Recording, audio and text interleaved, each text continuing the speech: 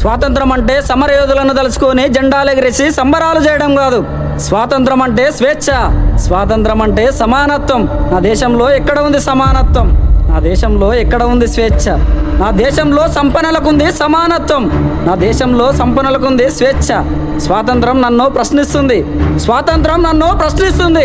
ఈ 78 ఏళ్ల వసంతాల చరిత్రలో చెదలు పట్టిన శవాలు తప్ప స్వేచ్ఛ ఎక్కడిదని స్వాతంత్రం నన్ను ప్రశ్నిస్తుంది. గూడాల్లో గూడు కోసం, కూడు కోసం, గుడ్డ కోసం కోస తప్ప గొప్ప ఏముంది స్వతంత్రంలో అని. ఈ స్వతంత్రంలో ఆకలి చావలేదు. ఈ స్వతంత్రంలో ఆకలితో అల్లాడుతుంది నా దేశం. ఆకలితో అలమటిస్తుంది నా దేశం. ఈ స్వతంత్రం నా ఇంటి ఆడబిడ్డను అంగట్లో ఆట బొమ్మను చేసింది. బలగాలంతా బలిసినోళ్లకు జపాలు చేస్తుంటే పక్క చిక్కిన మా బ్రతుకులకు బలం ఎక్కడిది ఈ స్వతంత్రంలో?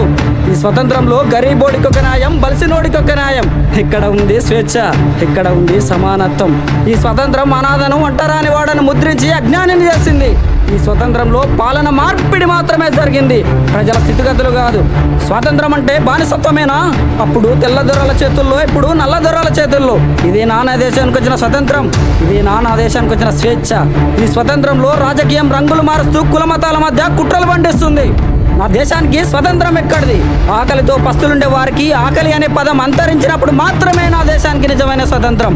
ఆడబిడ్డలపైన అత్యాచారాలు ఆగినప్పుడు మాత్రమే నా దేశానికి నిజమైన స్వతంత్రం.